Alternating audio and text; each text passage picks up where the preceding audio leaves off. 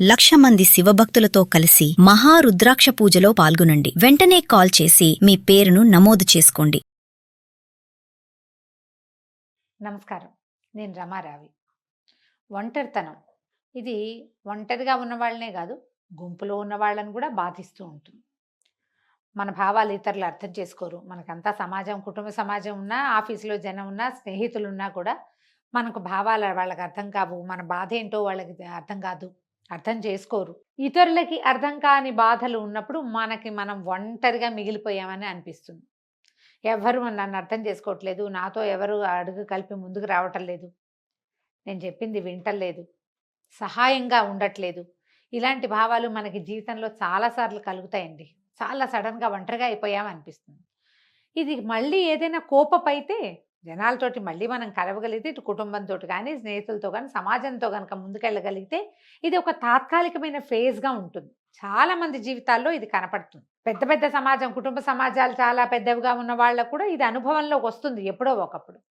అది కాకుండా నిజంగానే ఒంటరిగా అయిపోయిన వాళ్ళు, ఫ్యామిలీ ఎక్కువ మంది లేకపోవటం, తర్వాత భర్త చనిపోవటమో లేదా భార్య చనిపోవటమో, ఎక్కువగా ఆడవాళ్ళు అయితే దీనికి గురవుతారు. మగవాళ్ళు ఏదో పని చేసుకుంటూ ఉంటారు. స్త్రీల కోసమే ఇది చెప్పాలని అనుకుంటున్నాం. భర్తలు చనిపోవటము, లేకపోతే సెపరేషన్ అవ్వటము, సెపరేట్ అయిపోయాక పిల్లల కోసం మళ్ళీ ఇతరత్ర వివాహాలు అవి ఆలోచించకుండా పిల్లల్ని ముందుకు తీసుకెళ్ళటమే లోనే వీళ్ళు దృష్టి పెట్టుకుని ఉండేవాళ్ళు. లేదా ఎప్పటికీ వివాహాలు కాకుండా ఫ్యామిలీతోటి పెద్దగా సంబంధ బాంధవ్యాలు లేకుండా ఒంటరిగా ఉండిపోయేవాళ్ళు.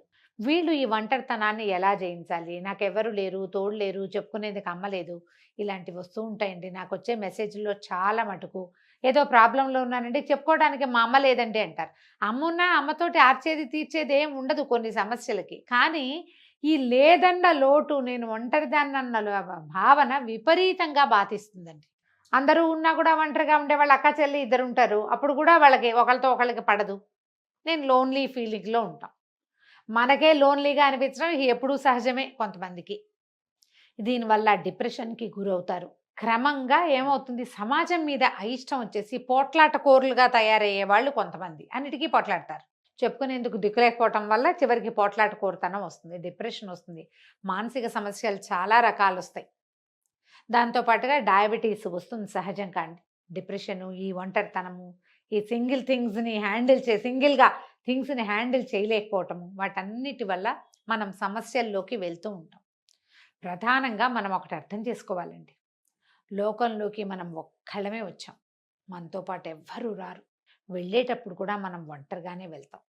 మనం పెంచి పోషించిన సమాజం ఏది మనతోటి రాదు, మనం సంపాదించింది రాదు, మనం పెంచిన వాళ్ళు రారు, మన పుట్టించిన వాళ్ళు రారు, మనమే వెళ్తాం. ఈ మధ్యలో ఉన్నదే డ్రామా అంతా అండి. ఫస్ట్ ఆఫ్ ఆల్ నేను ఒంటరిదాన్ని అనే భావాన్ని జయించండి. మీరు అందరికీ జీవితం ఒకే రకంగా ఇవ్వదు, ఒక్కొక్క జీవితం ఒక్కో రకంగా ఉంటుంది. మన రకం ఇది. మనం పిల్లల్ని పెంచుకుంటున్నాం అనుకుందాం. పిల్లల్ని పెంచుకునేటప్పుడు పిల్లలు కొంత పెరిగే వరకు వాళ్ళు మనతోటి ఉంటారు.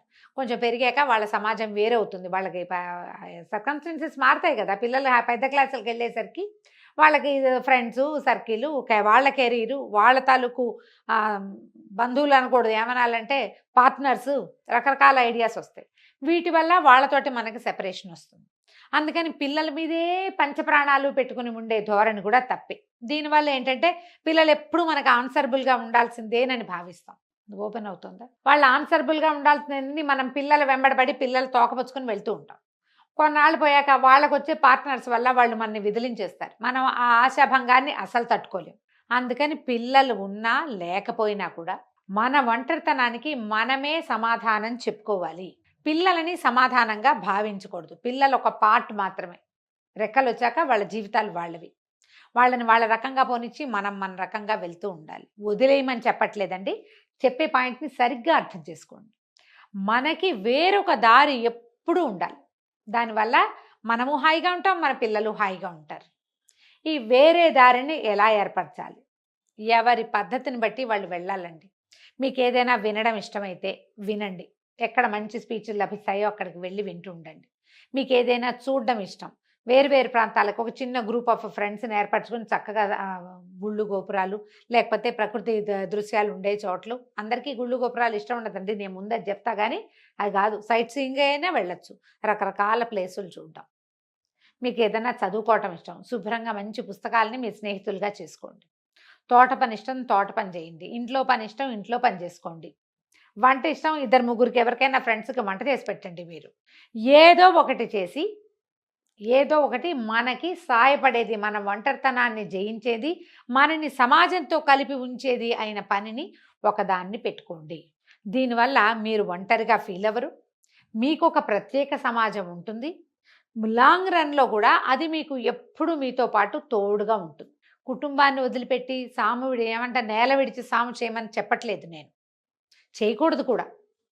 దాన్ని మనతోటి ఉంచుకొని మనం ఇంకో చోట కూడా ఉండే ఆలోచన చేయాలి. ఇది ప్యూర్లీ అండి తల్లులకి, పిల్లలతో మిగిలిపోయిన వాళ్ళకి, వివాహాలు కాని వాళ్ళకి ప్రత్యేకంగా ఈ వాక్యాలు అన్నమాట. పిల్లలే ప్రాణంగా, పిల్లలే జీవితంగా ఉంటారు కొంతమంది పాపం. ఎంతసేపు వాళ్ళు ఫారెన్లో ఉంటే వీళ్ళు రాత్రుళ్ళు నిద్రపోరు, రాత్రంతా మెలకుగా కూర్చొని అక్కడ ఉన్న పిల్లలతోటి వాళ్ళ జీవితాన్ని అంతా తెలుసుకోవడానికి ప్రయత్నం చేస్తారు. వాళ్ళ పార్ట్నర్స్ ఒప్పుకోవాలి కదండి, అవతల పిల్లల తాలూకు భర్తలో భార్యలో ఒప్పుకోవాలిగా. మనం వాళ్ళ ప్రైవసీని దెబ్బతీస్తామని మనకు అనిపించదు. మన సాటిస్ఫాక్షనే మనకు అలవాటు కదా.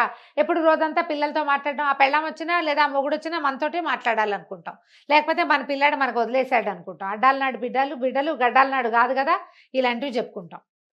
అది కాదండి, అది తప్పు. అలా చేయకూడదు అసలు. ఈ రోజున అస్సలు చేయకూడదు. దీంట్లో మీరు ఏమైనా వృద్ధాశ్రమాలకు వెళ్ళొచ్చు, ఏదైనా చైల్డ్ కేర్ సెంటర్కి వెళ్ళొచ్చు, ఏదైనా ప్లే స్కూల్స్కి వెళ్ళొచ్చు, శుభ్రంగా చక్కగా పని చేసుకోవచ్చు. మీకు ఎక్సర్సైజ్లు యోగాలు ఇంట్రెస్ట్ ఉంటే అవి చేసుకోవచ్చు. ఏదైనా చేయండి. మీ అమ్మా నాన్నని చూసుకోండి, మీ అక్క చెల్లెళ్ళని చూడండి, మీ కజిన్స్ని చూడండి. ఎవరో ఒకళ్ళతోటి మీ సంబంధ బాంధవ్యాల్ని విస్తరించుకునే ప్రయత్నం చేయండి. నాకు అమ్మ లేదు చెప్పుకునేందుకు, నాన్న లేడు ఆలోచన చేయకండి. ఎవరికి అందరికీ అమ్మా నాన్నలు ఉండరు. ఉండేవాళ్ళు అదృష్టవంతులు, వెళ్ళాల పెట్టి పుట్టారు. మనకు లేకపోతే మనకి అమ్మా నాన్న, మన సంగతి మనమే చూసుకోవాలి. ఇలా ఆలోచించి మీ ఒంటరితనాన్ని పక్కకి తొలగితీయండి. నేను ఒంటరిని అనేది శాశ్వతమైన భావన అండి, అందులో నుంచి మనం బయటపడలేం. కానీ సమాజాన్ని మనతో ఉంచుకునే ప్రయత్నం మాత్రం మనం ఖచ్చితంగా 100% చేయొచ్చు. అలా చేయడానికి ట్రై చేయండి. మీ అక్క చెల్లెలతోటో, అన్నదమ్ములతోటో సంబంధ బాంధవ్యాలు, ఆస్తుల వల్ల కావచ్చు, వివాహాల వల్ల కావచ్చు, ఏదైనా సమస్యలు కావచ్చు, దేంతో ఒక దాంతో మనకు వాళ్ళతో సెపరేషన్ వచ్చేస్తుంది. అప్పుడు మనకి దగ్గరలో ఉన్న వాళ్ళతోటి మనం స్నేహ సంబంధాలు నెరిపితే గనక ఆ లోటు పూర్తిగా తీరదండి, లోటు పోదు పూర్తిగా, కానీ గ్యాప్స్ కవర్ అవుతాయి కొంత. ఆ గ్యాపులు కవర్ చేసుకొని ఈ ఒంటరితనం అనే బ్రహ్మరాక్షసికి చిక్కకండి మీరు. దానికి చిక్కితే నేను ముందే చెప్పా కదా, బోల్డని రకాల సమస్యలు వచ్చేస్తాయి. ఈ సమస్యల వల్ల మీరు బాధపడతారు, ఇతరత్రా మీ చుట్టూతా ఉన్న ప్రపంచాన్ని కూడా బాధిస్తారు. అందులోకి వెళ్ళకుండా ఒంటరితనాన్ని జయించడానికి ఏం చెయ్యొచ్చో చూడండి. ఇందులో అసాంఘిక కార్యక్రమాలకి వాటికి పాల్పడద్దు, అనైతికమైన చర్యలకి దిగద్దు. పూర్తిగా సాంఘికమైనది, నైతికమైనది, మనకి ఇహానికి పరానికి కూడా ప్లస్ అయ్యేది ఏదైనా ఉంటే వాటిని సెలెక్ట్ చేసుకుని వాటితోటి మీ ఒంటరితనాన్ని దూరం చేసుకోండి. ఆలోచించి చూడండి. నమస్కారం. సుమన్ టీవీలో మీ పర్సనల్ అండ్ బిజినెస్ ప్రమోషన్స్ కోసం కింది నెంబర్కి కాంటాక్ట్ చేయండి.